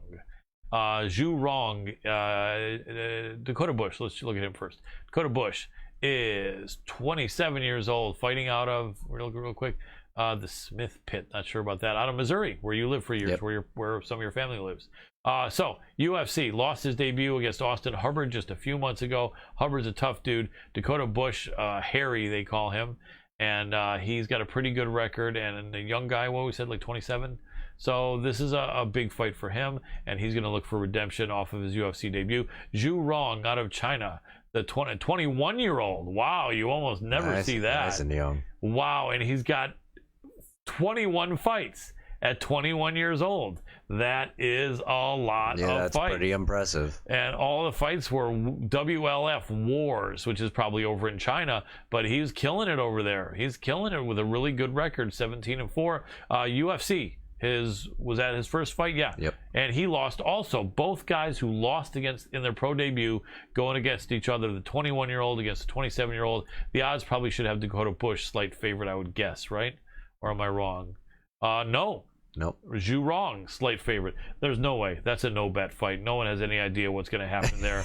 I think. I was going to say, nobody has any clue on what's going to happen the 27-year-old, I have more faith in his maturity than the 21-year-old, but a lot of these Asian fighters just have an amazing maturity at a young age, so hard to say. Impa Kasangane against Carlton Lindsey Harris. So Impa Kasangane, very tough guy. Impa came in his UFC debut on short notice and beat Maki Pitolo, and then he was on the B side of that highlight where Joaquin Buckley kicked him. Impa grabbed and caught Buckley's foot, and then Buckley did a jump back kick, knocking Impa cold on his feet. It's a highlight reel that Impa was on the wrong side. Probably of the century or millennium. It was amazing. Highlight reel city. However, he did come back 6 months later and definitely take it to Sasha Palatnikov, looking really, really good. Impa's a guy in his early 30s, late 20s? Can we take a look? 27, younger than I thought. And tough guy. Let's see who Carlton Lindsey Harris is. He's where's he out of Guyana. 16-4. Tall guy, 1-0 in the UFC. He did beat Christian Aguilera, who's a tough guy, who's on our show. He's no longer in the UFC, but is a tough guy. And then was doing pretty good before that. X Factor, though, who knows? These guys that he beat, no one's ever heard of. The organizations he fought in, no one's ever heard of except for Brave. He did have some good fights in Brave and have a good record. And then Shuto Brazil, tough dude. I think X Factor, yeah. It is. I would say Impa should be favorite, but let's see where they have it. Yeah, they got him as slight favorite, almost 2-1. Yeah. I think Impa wins that fight, but it's just hard to say what this guy's gonna do. Harris, who knows? Too much of an X Factor. Should be an exciting fight though. Harris. Well, we've got just right at 3 minutes, so let's just skip to about 7 minutes. 7 minutes. Yeah. Okay. Yeah. So let's just go right here. How about the girls? Penny Kianzad against Raquel Pennington. This is a battle of top 10 bantamweights. Penny Kianzad has the mojo going. She's been looking really good. I think she came in second in the Ultimate Fighter a few years ago, losing to Macy Chasson.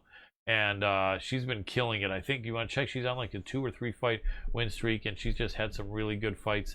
29 years old, out of Sweden, 15-5, and she is, here we go, wow, 4-fight win streak. She had lost to the Raging Panda, Julia Avila, 2 years ago. Since then, nothing but green, nothing but wins. She beat Jessie Jess, she beat Betch Correia, she beat Sijara Eubanks, and she beat Alexis Davis. All tough girls. Raquel Pennington, even more of the veteran than she is, though, at 32 years old. Raquel has got like 15 UFC fights. She was in The Ultimate Fighter like 7 years ago.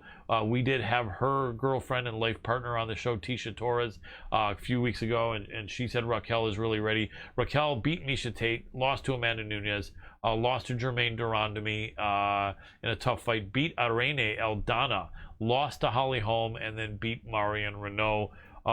Important fight for both of them. Raquel has had that title shot and came up short against Amanda Nunes, but everyone does. Pani would like to get there and is probably maybe the hungrier fighter, but Raquel is so tough. What are the heights? Are both girls about 5'7"? I think so, yeah. Pani's 5'7", and Raquel is 5'7". Yeah, and only a couple years age difference. The amount of fights, 19 fights for Pennington, 20 fights for Kianzad. Pennington's has more UFC experience, has better grappling, I think, than Kianzad. Kianzad's a better striker. Odds makers give it slightly to Pennington. That's going to be a really good fight. The winner, in my opinion, is top 5 in the women's bantamweight Oh, absolutely. division. Yeah, they're both close right now, I think. It's hard to skip this one. I was going to say let's skip this one, No but let's not. Joaquin Buckley from Detroit, Mercy Alago, training there with our friend Curran Jacobs and Chaos Williams. Joaquin did have a tough luck where he got caught by Alessio Di Chirico after having been on a good 2-fight win streak. He's 2-2 in the UFC. His losses are 2 tough guys, Kevin Holland and Alessio Di Chirico. He beat Jordan Wright and Impa Kasangane, 2 very tough guys. He's still a young man, isn't he? At 27, 28? 27, yep. And tough guy. Let's see Antonio Arroyo. Arroyo, 32-year-old, taller guy. Everyone's taller, though, in the middleweight division than Joaquin Buckley. Coming off of 2 losses, actually, wow, he's 0-2 in the UFC, losing to Andre Muniz and Duran Win. You don't want to be 0-3 in your UFC because there's a 3-fight contract, I think, that they hire you for, and you strike out and you shoot blanks on all 3 fights. You're usually the one that's out of the UFC. So he's going to be fighting really hard. Jim Miller, probably a man who has the most UFC fights of anyone that's not named Cowboy Donald Cerrone. I think he literally has 25. Jeremy Stevens. Or Jeremy Stevens. He's got like 25 or 30 UFC fights. He's, 40 years old almost? 38 years old at lightweight, which is not young. Lost 2 of his last 3 fights, but in his last few years, he's been winning 1, losing 1. But first time there's 2 in a row. Wow, except for many years back. And he's going up against Nicholas Mota, much younger guy, 28 years old, making his debut. Wow. I feel like that's almost disrespecting Jim Miller to have someone making their pro debut go up against a guy with 30 UFC fights. It is disrespecting him, but I'm sure there's something to this. Yeah, I mean, I think what they're doing is they're saying, you know what, you're off 2 losses, Jim. If that weren't the case, we wouldn't match you with a kid like this. But you're off 2 losses. You're 38 years old as a lightweight.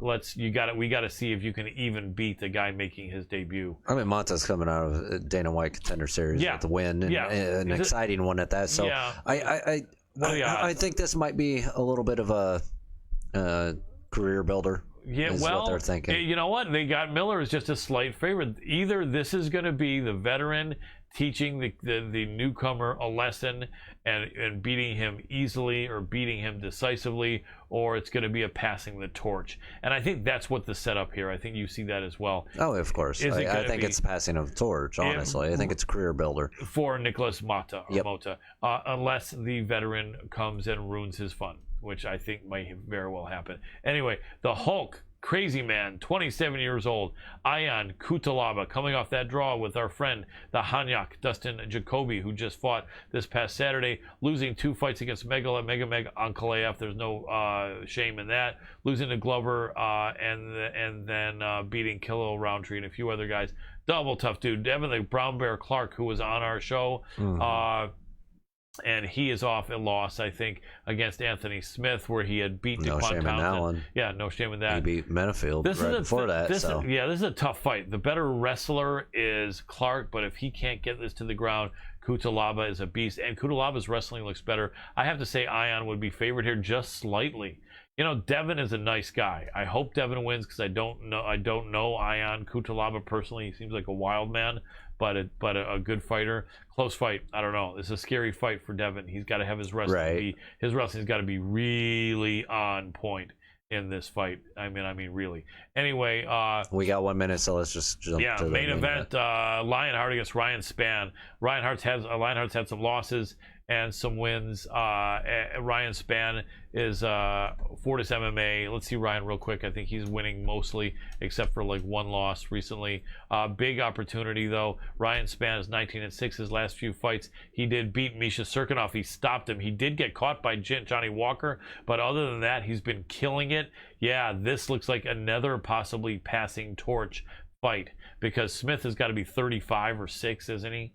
Yeah, 33, but he's got a ton of miles on him. And Ryan Spann is what, 29, 30? You're going to look real quick. The Fortis MMA fighter, Ryan Spann, is 30 as well. So I think this goes to Spann. I really do, but I think it's going to be a really hard fight. I think it goes to Spann too. And if Lionheart loses, Dana White may be having that talk with him soon because he is so great on the mic. Excellent commentator. So this may be the fight that makes him a full-time commentator. I'm sure that's the plan. Nothing wrong with it. I mean, there's he's some great. guys that are just better on the mic. Not necessarily because they're bad. Yeah, they just fighter, it's just at 33. He's just been. Yeah, it's at that time, and it happens. It does. All right. Let's get ready for our next fight. Let's give our next fighter a call. Those of you that are watching right now, thank you so much. Make sure to give us likes, comments, and shares over on our social media. It's at MMA Power Hour. If you're on Fight TV, make sure to head on over to the Hannibal TV. Check that out on Facebook.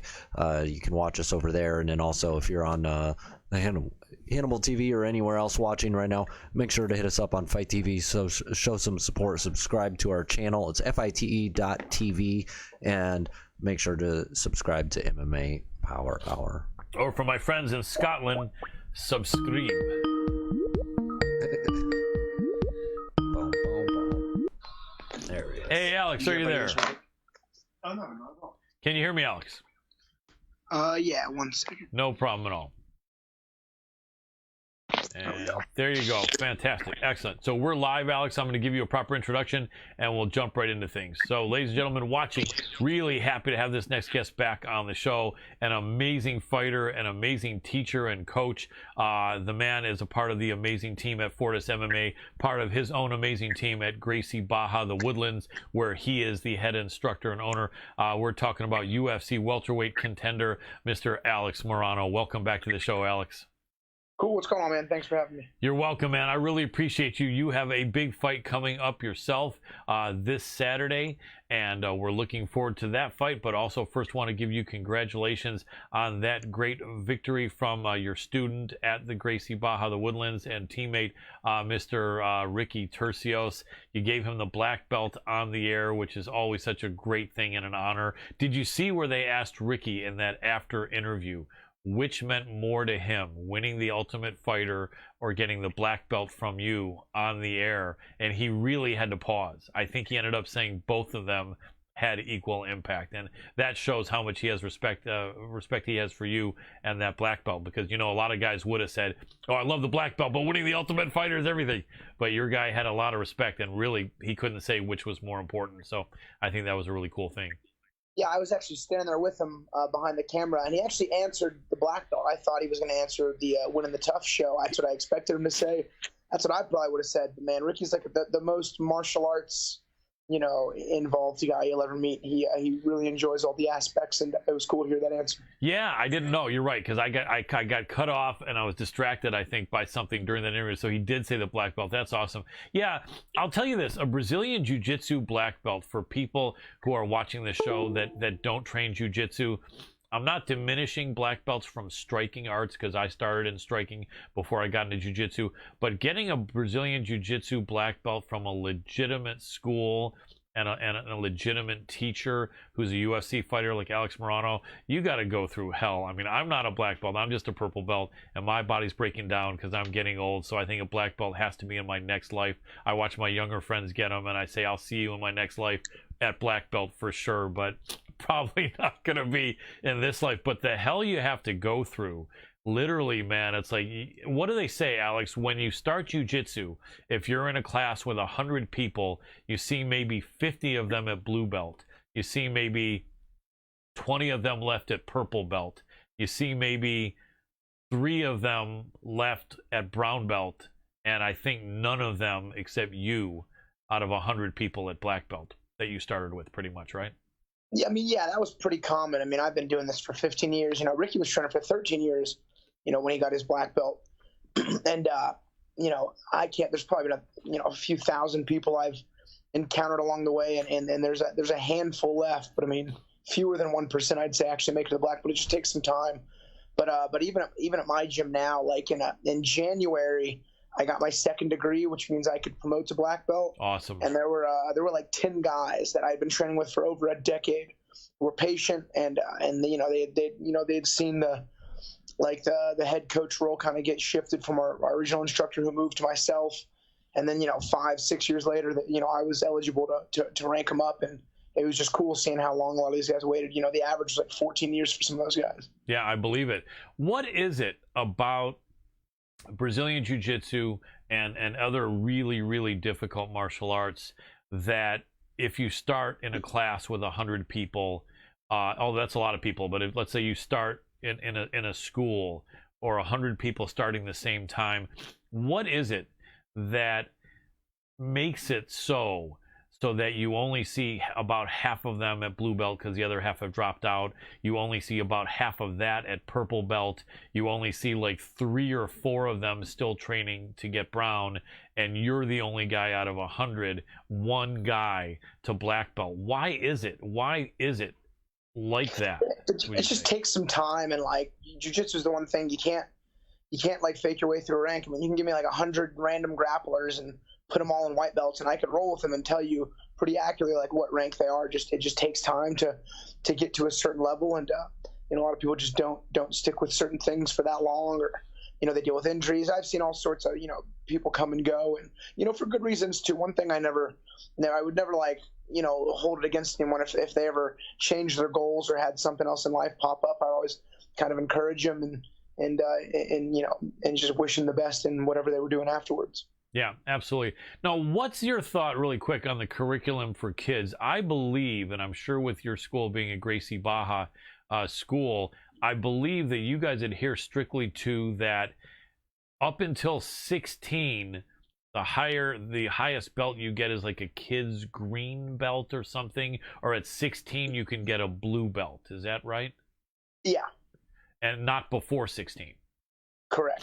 So even if a kid started at like 5 years old or 9 years old, and literally at 16 he moves like a black belt, it has to be that his promotion is to blue belt at 16. And I like that. I like that because it's just a respect thing and a maturity thing. And even if a kid has amazing skills, I think it is correct not to put a black belt around an 11-year-old or a 14-year-old or a 16-year-old. What do you do when you have a 16-year-old, and has this happened yet, where you have a 16-year-old who probably might even merit like a brown belt or possibly even a black belt? When you put the blue belt around him at 16, as long as he continues, can you get him to black belt quickly or brown belt, or do you still want him to spend years after that, even if his skills are already amazing? Yeah, I would have to look up some of the rules. Like, I think there's an age restriction on purple belt, and maybe like 18, and then brown belt, I think maybe 20.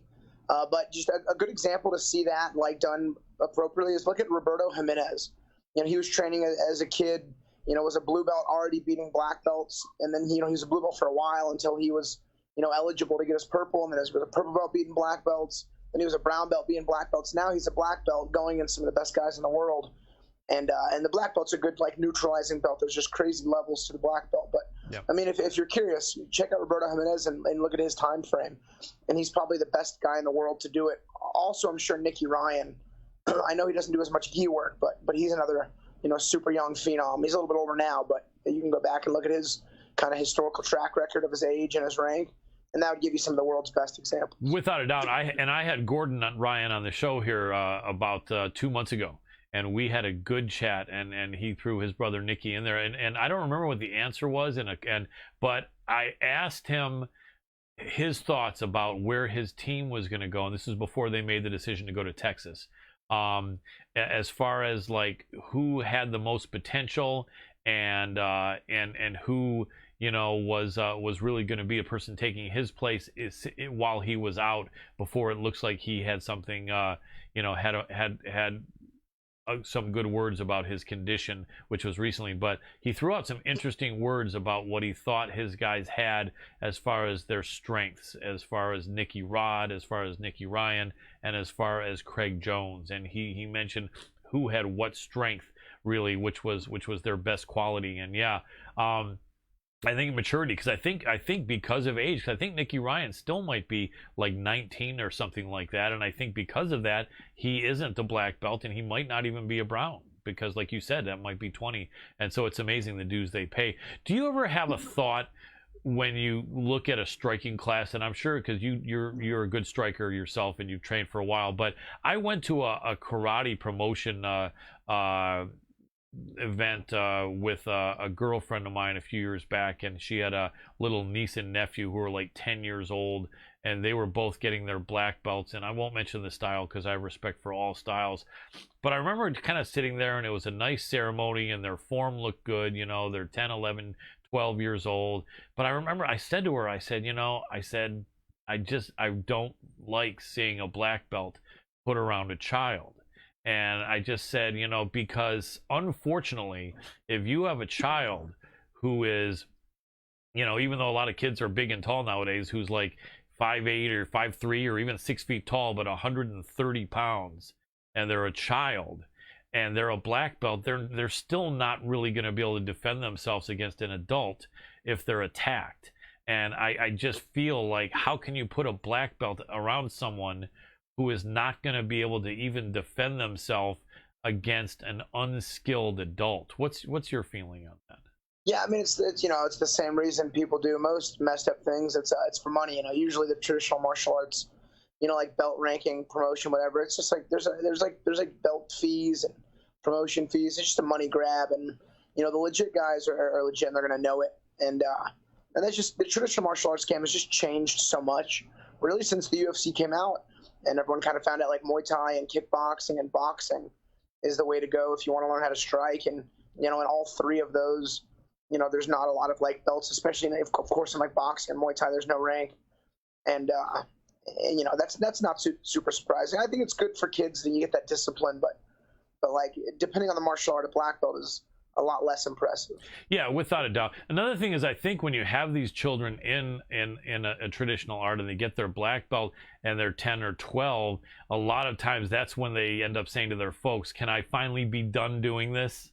And their folks are like, okay, you got your black belt, yes, you can finally be done doing this. And a lot of them just literally turn their back on it and never are involved in martial arts again. And it just seems to me like, to get your black belt and then literally say, okay, can I be done now? And literally put it in a dusty, basement is just, I don't like that.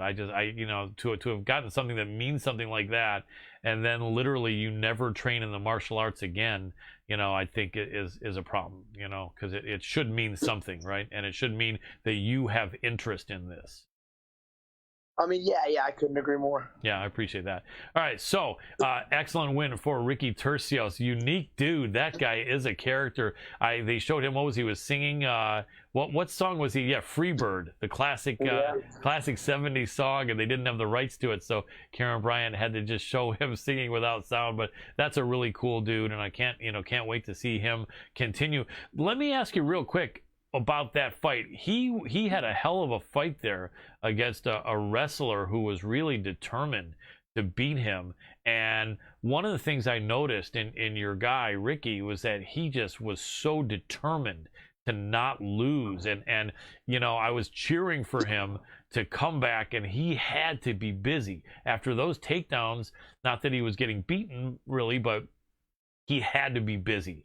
And one of the things I saw him do that I don't see a lot of fighters do is really turn it on. Like, you could tell Ricky had a sense of urgency. And sometimes you see fighters don't have that, and the commentators are saying he's got to get going. He's got to feel some sense of urgency. And you see the fighter not feel that. And then the fight ends, and we're just saying, man, why couldn't he feel that urgency to get busy and just throw it all out there? But I think it's because sometimes fighters just don't want to get caught, or they're tired, or they don't know. But what is it that just Ricky just seems to have this warrior spirit? Because, like, he did it. People didn't have to yell, do something, come on, Ricky.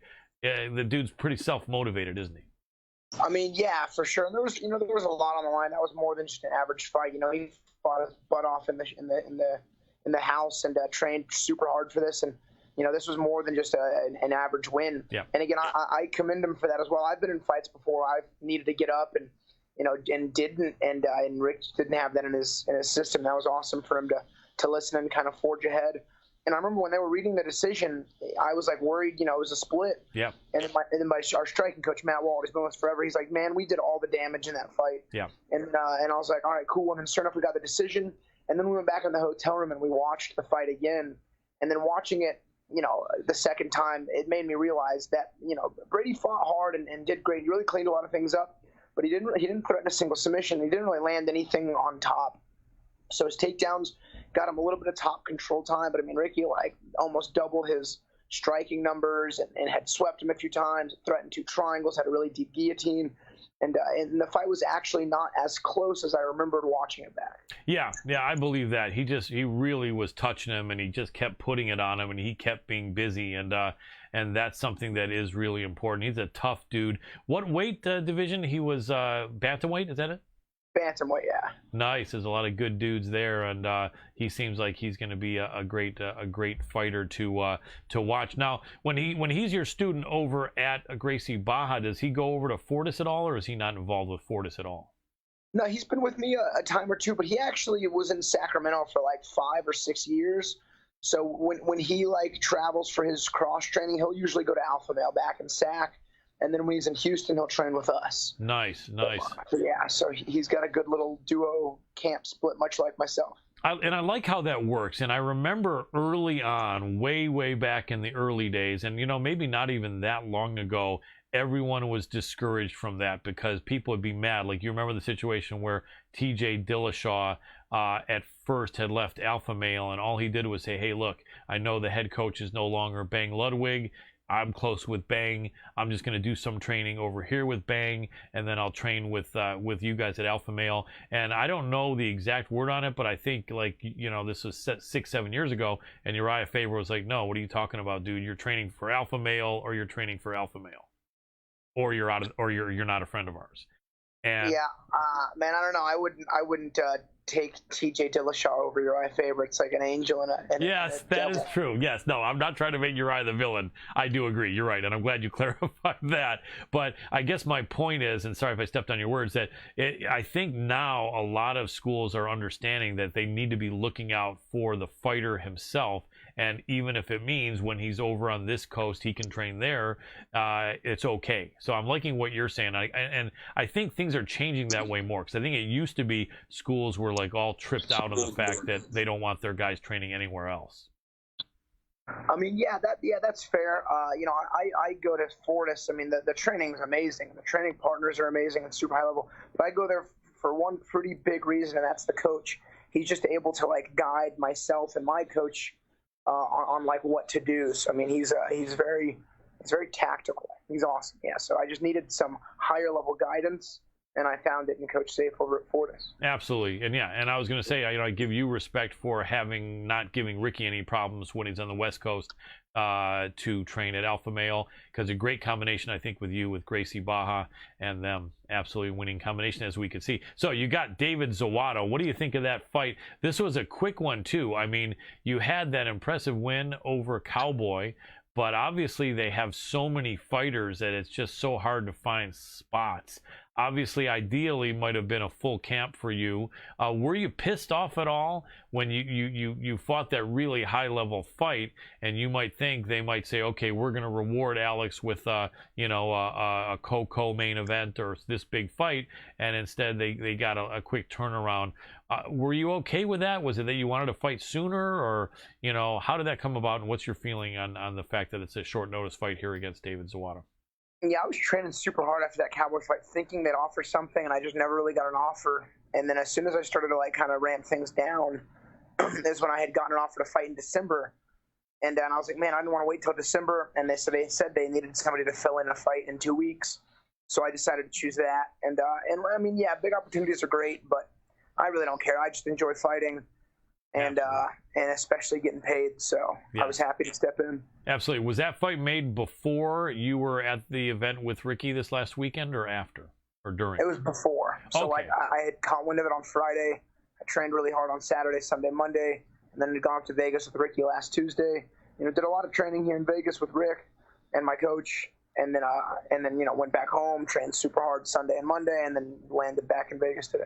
That's good to know, because I would imagine that cornering teammates is a good thing, because once in a while I would suppose it's possible that Mick Maynard or Sean Shelby would actually see a fighter there cornering another fighter and then say, yeah, that's right, that guy's really good.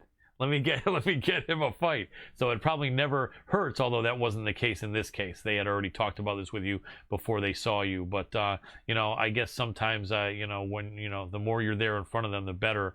And so how do you feel about this fight? You're in shape. 170 is a cut, but it's one that you're used to. And David Zawada is a tough dude. The odds have you about a 2-1 favorite.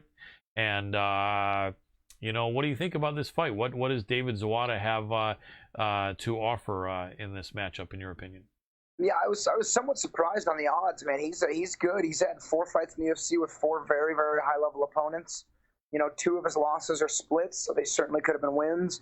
His loss against Li Jingliang is no knock. Li's a beast. And then his win over Habib's brother is huge. I mean, the dude, he's one of those guys. He's a lot better than his UFC record shows. And thankfully, I was very aware of that, so I'm not taking this fight lightly by any means. And I'm just ready to go in there and have some fun and punch him in the face. I love it. And you're going to have Coach Safe in your corner. Do you have, I guess, answer this question for me, because I think things have changed in the COVID era here, the pandemic, which hopefully will be done soon. But they're allowing you, 3 cornermen? Is that it? Yeah, it's pretty average. And I know you always have Coach Safe. Do you have 2 other guys that are pretty consistent with you? And who do you plan to have on Saturday with them? Yeah, so I have my longtime striking coach. I mean, I've been with him for 14 years. He's sitting right next to me, actually. And he's actually been in my corner for every one of my fights since I was an amateur until now. Yeah, his name's Matt Wald. Matt Wald. Okay, how do you spell Wald? W-A-L-D. Wald, all right. So, yeah, we want to make sure he gets some love there, because he's doing some great work. Respect to you, Matt Wald. And then who else? And then Safe. And then I got one of my training partners. I brought Ricky in the past, and then I got another one of my guys at the gym named Jake Heffernan. He's a pro himself. He's 8-2. I'm sure he'll be in the UFC soon. But I got Coach Safe, who's like the head coach. I got Matt. He's my striking coach. And then I got one of my training partners who helps me warm up and kind of gets me pumped and ready and kind of keeps me active all fight week. Absolutely. And you've got some great partners over there at Fortis, a lot of people that are between 170 and 205.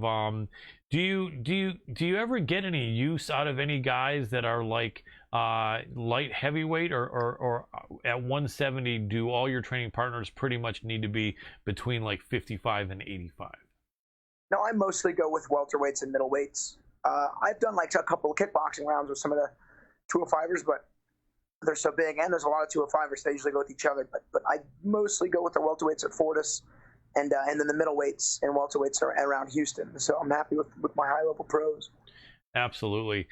So yeah, this is going to be a great fight, man. Can't wait to see you do your thing. One thing I was saying is that you are a very high IQ fighter, And I think the fact that the old statement, when you teach, you learn. My mom was a longtime teacher, and she used to say whenever I was good at something and I would help to teach people, I was always good at it. And I always loved doing it, man. I always loved teaching and coaching, and don't do it ever anywhere near a high level like yourself. But I think it really does help you learn. I think it's a really good thing for a guy that's still young like yourself to have your own school and be actually helping to coach and teach people. Don't you agree? I mean, I've been teaching for like 7 years now, and yeah, one of the best things about it is I do 4 to 6 hours of martial arts a day. So I'm always in it. Even like when I'm not training super hard, I'm still, grappling and kickboxing every day and running through techniques and coaching guys in tournaments and in fights. So yeah, I've been living and breathing it since, for over a decade now.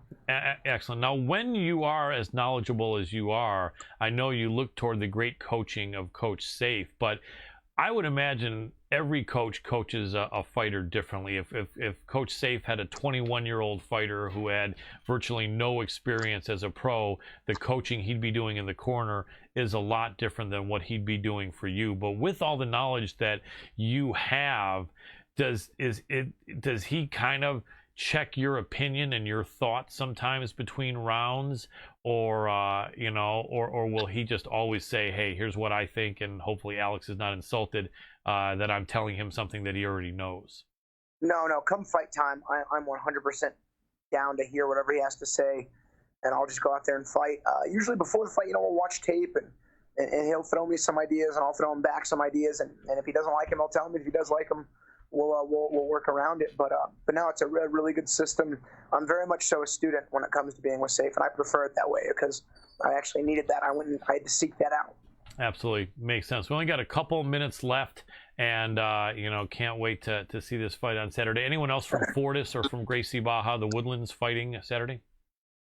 No, just be on this card. This card was actually supposed to be in London, but COVID switched it back to the U.S. So I'm actually only one of 4 Americans on the fight card. That's right. No wonder there's all these Brits on there. I was just talking to my producer about that, saying there's a ton of Brits on this card. Very interesting. And so, I remember the question I was going to ask, and then we'll wrap it up. What is it that helps a fighter fight with a high IQ? Because you'll frequently see fighters making mistakes, or people writing and saying this fighter really doesn't have that high an IQ. They seem to get confused. What has helped you, and what do you think the difference is that makes some fighters get recognition as having a really high fight IQ and some not? Yeah, I think that's just kind of like based upon past experiences. And, I first started training and fighting, I was no athlete prior, was not like a street fighter by any means. So anytime I fought someone who was like seemingly like bigger or more muscular, more athletic, or like tougher looking, I would always just over prepare. So I'd always like really focus on like technical gains out of fight camp. And then I always treated my fight camps very serious. I've never had one bad preparation for like 40 plus fights. Every fight camp has been like maximized. I think that's helped a lot. Makes sense. After a win here, and I know you're not looking past this opponent, but do you have any plans to call anyone out or say anything after you get a victory here? I mean, not as much. I usually play that by ear, but I'm looking to hopefully fight in December as well. So, I mean, that would be good. Fight on Saturday and win, rest for a little while, then go fight again in December. Absolutely. What's the best social media place to follow you and support you? Everything's Alex Morono MMA. Not super active, but I'll post some fight news. Awesome. Alex Morono, I really appreciate you. You are the owner and head instructor at Gracie Barra, the Woodlands in Dallas, Texas, is that? Or Woodlands, the Woodlands, Texas? That's in like North Houston, Texas. Excellent. So you guys want to go and learn from an active, successful UFC fighter, go check it out before so many people go there that there's no room left. And we already have no room. Oh well. Well, get on the waiting list or do something. If you guys are there, you couldn't learn from a better guy than Alex Morono. Alex, I really appreciate you. Best of luck on Saturday. Can't wait to see you do what you do. I've got all confidence in you, and really appreciate your time, brother. Cool. Thanks, man. Take care. You too.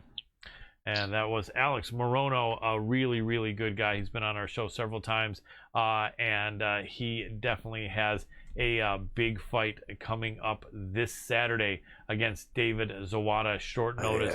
he is ready and he is a beast. And I think that, you know, I'm glad he wasn't, well, you know, he said he did wait after that Cowboy win to get a call. Yeah, sometimes I think they just have so many fighters on the roster. I mean, because you beat Cowboy Cerrone and you're an underdog, to me, get the guy a high-profile fight. Don't make him sit around for 4 months after that. But they've got so many fighters that are wanting fights. And, you know, so it is what it is. But I think that, I hope, you know, all respect to David Zawada, but I hope that Alex goes in there and just annihilates this guy so that they can realize that next time, don't give Alex Morono a short notice fight against a guy who he can beat lower down in the card. Right. You know, so that's my hope. Alex annihilates this guy. The next fight, they give him a full camp, and he's high up on the card on a pay-per-view or something that he deserves. So that is my feeling and belief for Alex Morono. I believe so as well. Well, thank you everybody for tuning in.